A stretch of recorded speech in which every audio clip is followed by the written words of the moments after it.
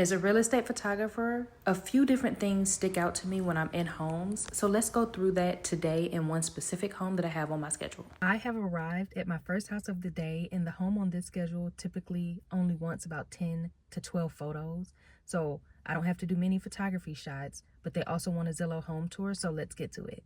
As we enter this home, I've already done what I like to call the prepping process. So as we go through, pay attention to how every single light is on, all of the blinds are open, and the room is fully prepped to be serviced. I started this home with my 360 shot, so let's talk about that really quick. When I'm doing family room spaces like this on my Zillow camera, is taking it a step further and not only just showing the entryway, but adding a transition shot.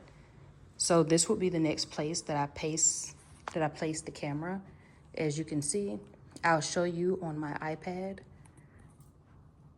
a perfect 360, but this would be the transition shot for a home like this, because you never know if a home viewer is going to come from the front door through the dining room space, and you want to be able to give them a transition shot between the two. So this would be the perfect shot, and I will show you how that looks. Part of my prepping process once I get into a home is making sure that I'm pre-planning the shots that I'll be taking on my 360 camera. In some homes also, when you walk in, they already have lights on or blinds open, closet doors open. So knowing how you work helps you get every home exactly how you need it for any particular service. Now keep in mind, this may be obvious, but all real estate photographers are different, all real estate agents are different, all homes are different. Every situation that you're entering into is not going to be the same thing in every home. So knowing exactly how you work helps you keep a baseline. For me, at least it does. Getting back over to the main bedroom, I'm already having in mind some of the shots that I want to get when I do bring my real estate photography camera upstairs. So I talk a lot about my signature shot when it comes to real estate photography. And in a main bedroom like this would be the perfect main shot. I'm gonna show you mine here. But this room has one of these additions here, and I really love this shot as well.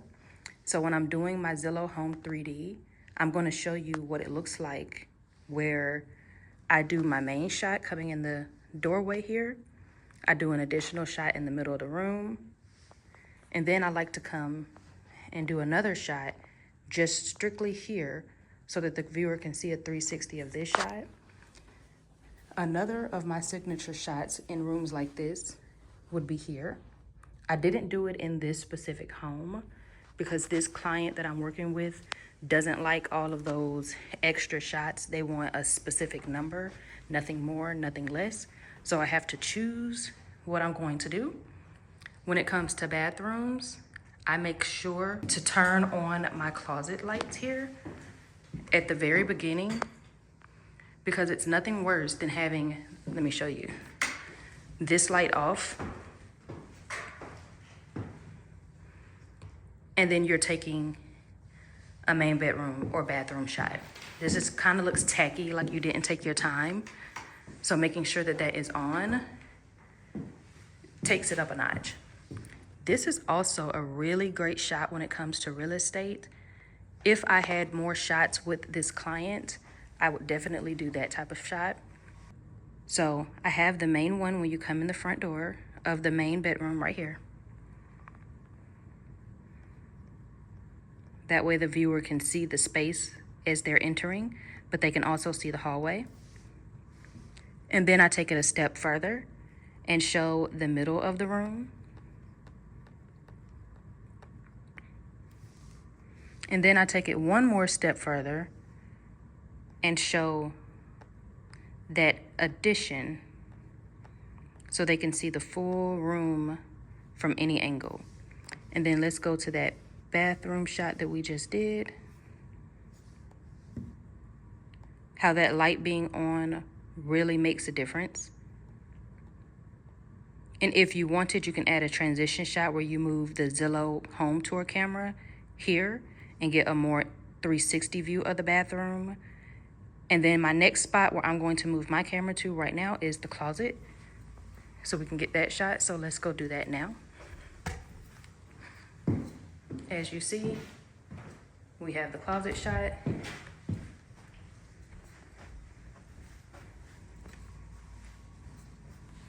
So we're gonna come back. We're gonna add to panorama. Actually, we're gonna come back. We're going to do new room. Wait for it to show up on here so that you know the camera is connected. And take the shot. Now I've already done the photography in this house, but if I were to be able to add an extra shot onto my camera or onto the images that I'm sending to the client, I would do something like this so that they can see, maybe something like this, so they can see the detail of the home. And those are the things that I look for as well. Taking it just a little extra further and getting those really nice detail shots are something that I really love when it comes to real estate photography. But not all clients necessarily care for that. And since I'm completely done with the primary bathroom and where it's sitting in the home, I'm not gonna need to see that for the rest of the shots, so I can turn off those lights. And then we're gonna go down here to these last 3 rooms and we are done. We are done with the Zillows upstairs. Rule of thumb, if you can see the Zillow camera, like right here, the Zillow camera can see you. So it's best to get out of the way so that you're not in the shot. If you can't see it, it can't see you, and that's the rule of thumb that I go by when it goes to Zillow home tours. That was quick and easy. So now I'm gonna come back over here. In bathrooms, you only typically need 1 shot. Some bathrooms are way smaller than this, so it just defeats the purpose of having it in there because you can see it all from the front door. So my next shot, I like to start with my camera in between the doorways. And I've already come through and opened all of the doors for the closets because I've done the photos already. So I'm gonna come back over here to my camera and my iPad.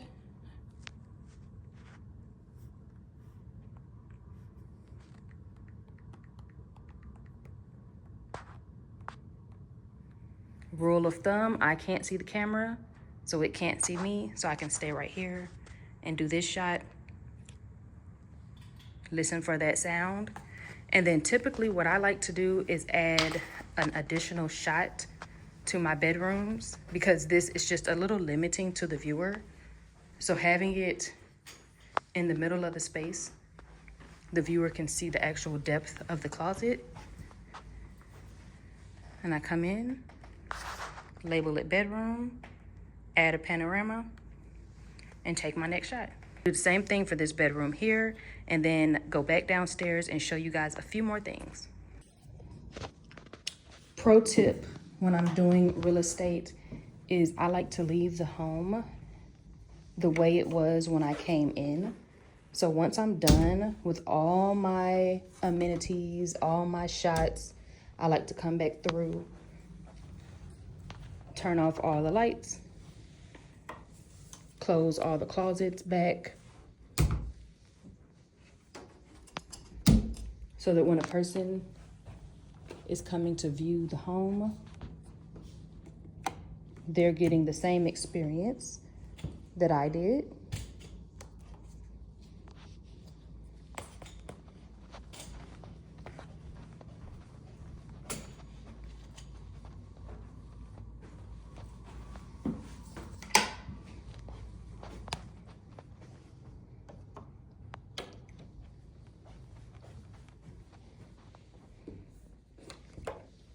That's how you keep a client, is going back through and leaving the home as it was when you got in.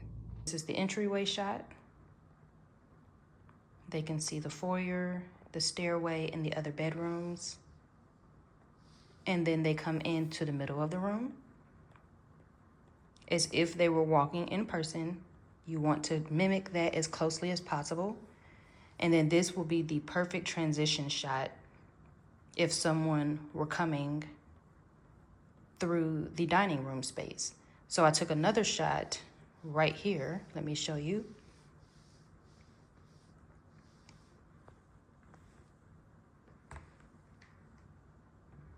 As you can see, this is the entryway shot from the front door. But then I took it a step further and added another shot here.